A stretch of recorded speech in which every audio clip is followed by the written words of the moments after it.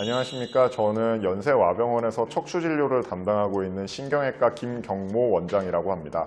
네, 오늘 제가 우리 환자분들께서 척추진료를 보러 오셔가지고 궁금해하시는 여러 가지들에 대해서 한번 간단하게 OX 퀴즈로 한번 말씀을 드려보도록 하겠습니다. 허리 디스크 수술을 할 때는 항상 전신 마취를 해야 한다. 그 질문은 X입니다. 일단 무조건적으로 디스크 수술을 할 때 전신 마취를 하는 건 아니고요. 전신 마취가 도움이 되는 경우도 있지만 고령의 환자분들이나 전신 마취를 했을 경우에 리스크가 더 높으신 분들 같은 경우에는 저희가 경막 외 마취라든지 아니면 척수 마취 같은 국소 마취를 하면서 수면을 하는 상태로 수술을 진행을 하는 경우도 있습니다. 그렇기 때문에 고령의 환자분들도 디스크 수술을 충분히 받으실 수가 있습니다. 척추 수술 후 일정 기간 동안은 어떤 운동도 해서는 안 된다. 그거는 세모하겠습니다. 디스크 같은 경우에는 재발의 위험성이 높기 때문에 오히려 운동을 자제하라고 말씀을 드리고요. 하지만 단순한 감압술, 협착증 수술 같은 경우에는 물론 수술 직후에는 이제 바로 움직이고 하는 건 또 이제 후관절이라든지 척추의 안정성을 조금 더 해칠 수 있기 때문에 초반에는 조금 안정을 취해 주시는 게 오히려 좋고 이후에는 회복을 위해서 적당한 운동을 해주시는 것이 도움이 될 것 같습니다. 척추 수술을 하면 재발하지 않는다. 그건 X입니다. 척추 수술을 하고도 디스크의 경우에는 초기에 재발의 위험성이 꽤 높은 편입니다. 그렇기 때문에 디스크 같은 경우에는 저 같은 경우에는 수술을 하시고도 그래도 한 달에서 두 달 정도는 바로 일상생활로 복귀하셔갖고 심하게 운동하시거나 하는 건 조금 자제를 하시라고 말씀을 드리고요. 오히려 평소 활동하시던 거의 한 절반 정도 그 정도만 운동을 하시고 활동을 하시라고 저는 권유를 드리는 편입니다. 미세 현미경을 사용하는 척추 수술은 절개 범위가 크게 줄어든다. 네, 그건 O라고 할 수 있겠습니다.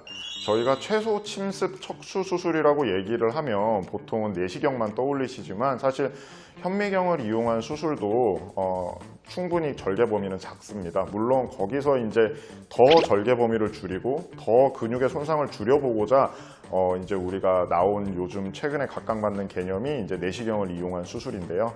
물론 척추 현미경 수술도 굉장히 좋은 수술이고 최소 침습으로 하는 수술인 것은 맞습니다. 잘하시는 선생님들은 2cm 정도, 그리고 이제 조금 더 범위가 커지면 3에서 4cm 정도가 되는데요.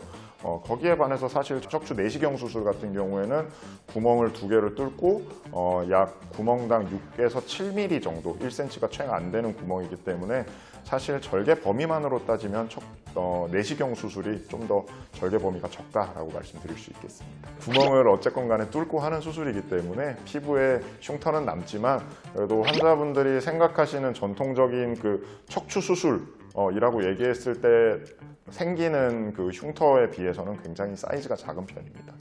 척추 수술한 후에는 완전히 회복된다. 그거는 X라고 말씀드릴 수 있겠습니다.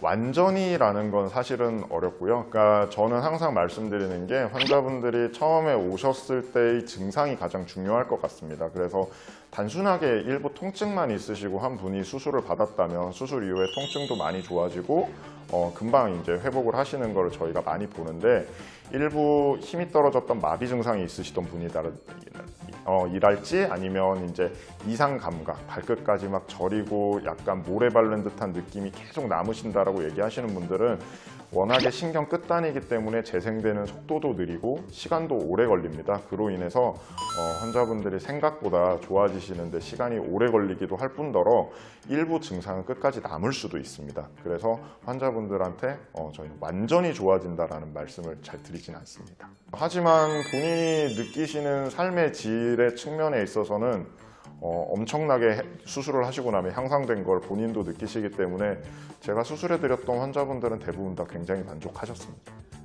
척추 질환은 비수술보다 수술이 더 많다.